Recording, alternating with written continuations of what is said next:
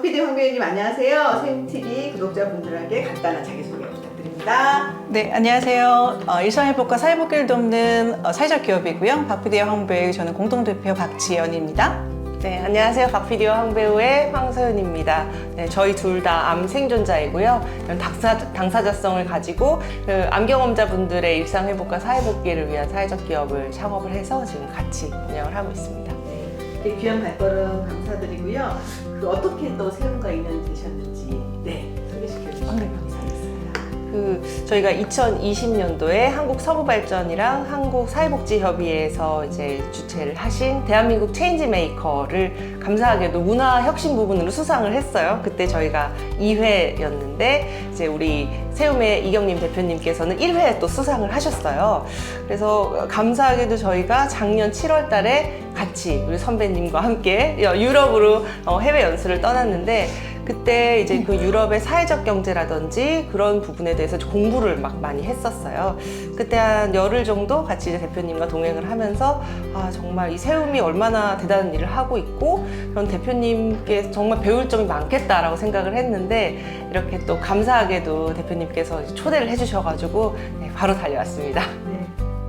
너무 출연해 주셔서 너무 감사드리고요. 정말 모시고 싶었습니다. 그러면 박PD와 황배우님 구체적으로 어떤 일을 하고 계시는지 어떤 또 사회적 변화를 만들어 가시는지 소개해 주시면 좋겠습니다. 저희는 이제 가지고 있는 소셜 미션이 암 경험자의 일상 회복과 사회 복귀라는 이제 소셜 미션을 가지고 활동을 하고 있는데요. 그래서 주로 하는 저희 사업 부분은 암 경험자분들의 이제 교육 프로그램을 운영을 하고요, 기획하고 운영하고, 그다음에 암 경험자분들에 대한 인식 개선이나 뭐 이런 문화 같은 거를 하기 위해서 콘텐츠를 제작하고 뭐 행사 같은 것도 하고요. 그다음에 암 경험자분들께 도움이 되는 제품들을 저희가 이제 손수 골라가지고 이제 뭐 스마트 스토어에서 판매도 하고 이렇게 합니다.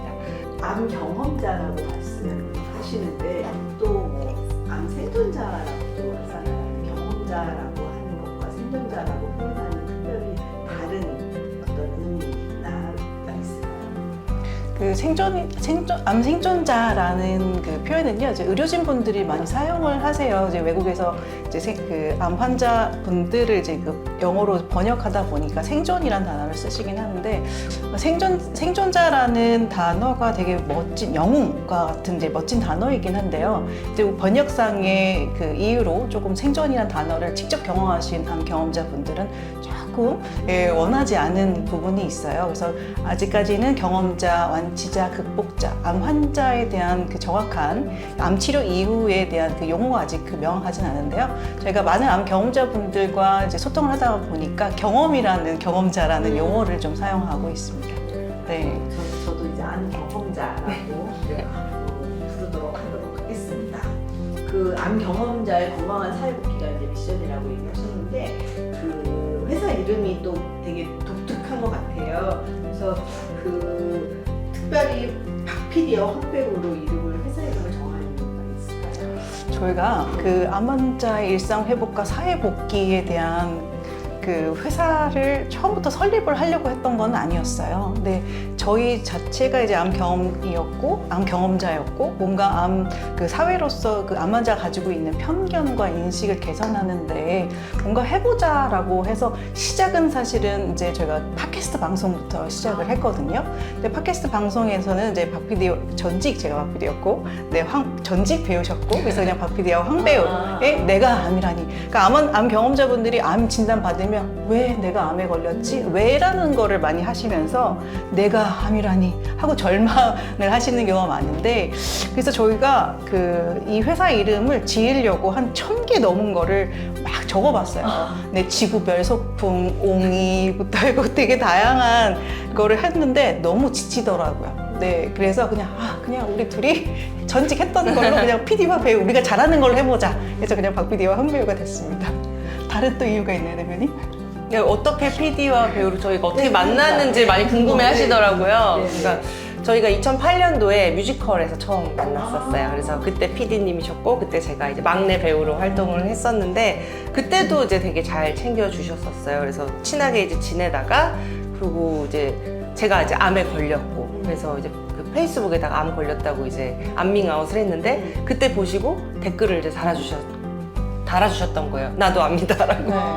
그래서 이제 만나서 서로 이제 되게 의지하면서 잘 지내다가 이제 박 PD와 황 배우라는 이름으로 활동을 하게 되기까지 했죠. 제가 2015년에 이제 유방암 진단을 받았었는데요. 근데 저는 그냥 되게 저 혼자 힘든 시간을 보냈어요. 주변에 암 경험자가 아무도 안 계셔서 누구한테 물어볼 수가 없는데 1년 뒤에 배우신데도 불구하고 페이스북, 소셜미디어에다가 나 암이야 라고 이렇게 밝히는 것 자체가 그 당시 제가 본 적이 없어요. 이렇게 멋진 친구가 이렇게 생각을 했었죠. 그러니까 같이 작품을 했을 때가 2008년도인데 2015년 되게 긴 시간이었거든요. 근데 저희가 같이 작품을 할 때는 자주 만나게 되지만 각자가 이제 작품을 하다 보면 만나지 못하는 경우가 되게 많아요. 근데 이 페이스북에다가 박힐 정도로 되게 멋지다라는 생각이 제가 오히려 들었고, 저와 똑같은 그 시간을 걸어갈 거를 생각하니까 너무나 마음이 아픈 거예요. 그 다음에 이 사람도 누가 도와줄 사람이 있을까라는 생각이 들면서 나도 1년 전에 암 진단 받았으니까 혹시라도 도움이 필요하면 나한테 연락 한번 해줘라고 제가 거기에 문자를 남겼습니다. 그리고 나서 제가 이제 이분의 멘토가 됐던 거였죠. 그래서 멘토와 멘티의 역할을 저희가 나눠서 하게 됐습니다. 그렇게 박PD님이 페이스북에 이렇게 남겼을 때 느낌이 어떠셨어요? 약간 지푸라기 잡는 심정이죠. 그러니까 저도 주변에 암 진단 받으신 분이 아무도 안 계셨고 저 혼자였고 너무 막막한 상황이었어요. 그러니까 그때 이제 진단 받고 수술도 하기 전이었는데 어떤 치료법으로 될지 내가 죽는 건지 사는 건지도 모를 그런 시점에 이제 뭔가 암 선배님이 짠하고 나타나셨잖아요. 그래가지고 그때 자료도 되게 많이 보내주셨어요. 생로병사의 비밀, EBS, 그러니까 도움될 만한 이제 이 병에 대해서 알아야 싸워서 이기잖아요. 그래서 진짜 메일로 너무 많이 보내주셔서 다 보지도 못했어요. 그래서 너무 감사하죠. 지푸라기를 잡고 있었어요, 제가 PD님이라는 지푸라기를. 암 경험자들 중에서 암밍아웃을 하시는 분들은 많지 않을 것 같은데 특히 이제 여성분들 중에서는 두 분 다 암이 유방암이었잖아요. 그랬을 때는 얘기하기 어려우셨을 것 같은데 암밍아웃을 하게 된 어떤 계기나 있었어요? 사실 용기를 내서 막 이런 아름다운 게 아니라요. 분노에 차서 사실은 아밍아웃을 한 건데 그런 게 있잖아요. 제가 이제 암 진단을 받고 하던 일을 정리하고 이런 과정에서 그것들이 소문이 나잖아요. 그러니까 좋은 소문이 아니라 제 암 걸렸대, 누구 암 걸렸대 이렇게 해서 이제 저한테 연락들이 오는 거죠. 괜찮아? 힘내? 이런 게 연락이 오는데 난 저 사람들한테 내 얘기를 안 했는데 화가 나는 거죠. 내 얘기가 이렇게 뒤에서 소문으로 돌고 있구나. 어차피 너네가 다 알 거면 내가 밝혀도 내가 밝히겠다라고 해서 이제 그렇게 올린 거예요. 크게 고민을 해서 대단한 뜻을 가지고 올린 건 아니었어요. 그게 사회적 어떤 편견하고도 관련이 있는 거네요. 그렇죠. 이렇게 좋지 않은 일인데 거기서 뭔가 갑자기 암 환자로 낙인을 찍혀서 쟤 암 환자네, 쟤 암 걸렸대, 젊은데 어떻게 못 죽을 사람처럼 다들 생각을 할까요? 저는 오히려 반대로 직장을 이제 다니고 있었기 때문에 제가 같이 이제 일하시는 분들 외에는 말씀을 안 드렸는데요. 근데 항암을 하다가 보니까 머리가 다 빠져서 가발을 쓰고 다녀야 됐기 때문에 이야기를 안 할 수가 없었어요. 그리고 암 경험자가 이제 진단을 받고 치료하는 중에는 부정하고 분노하고 우울하고 수용하는 이런 여러 가지의 감정 변화가 있거든요.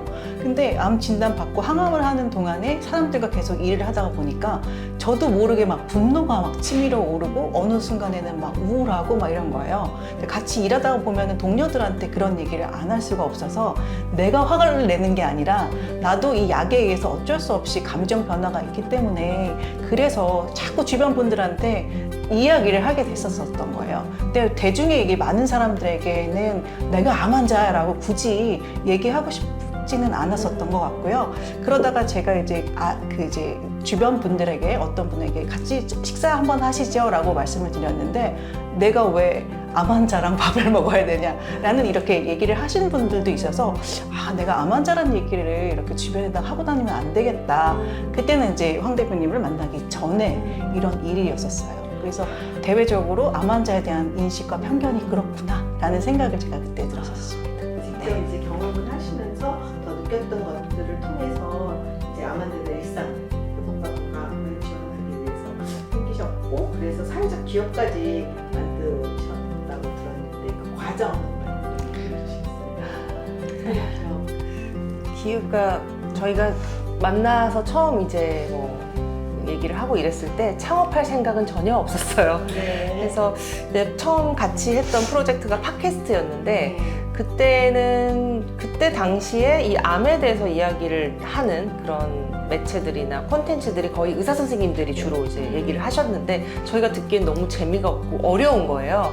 그래서 우리 둘이 그래도 할 수 있는 것들이 있으니까 우리가 가지고 있는 재능을 가지고 다른 암 경험자분들께 한번 도움이 되는 일을 한번 해보자. 그래서 팟캐스트를 이제 시작을 하게 되셨어요. 그러다가 이런 일이 뭔가 사회적 경제와 좀 맞닿아 있다.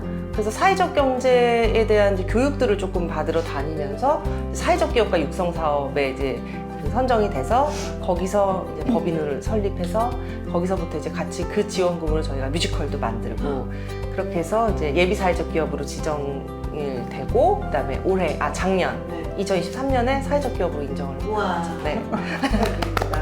네. 이렇게 사회적 기업으로 또 사회적 영향력을 많이 끼쳐나가기를 기대하겠습니다. 감사합니다. 네.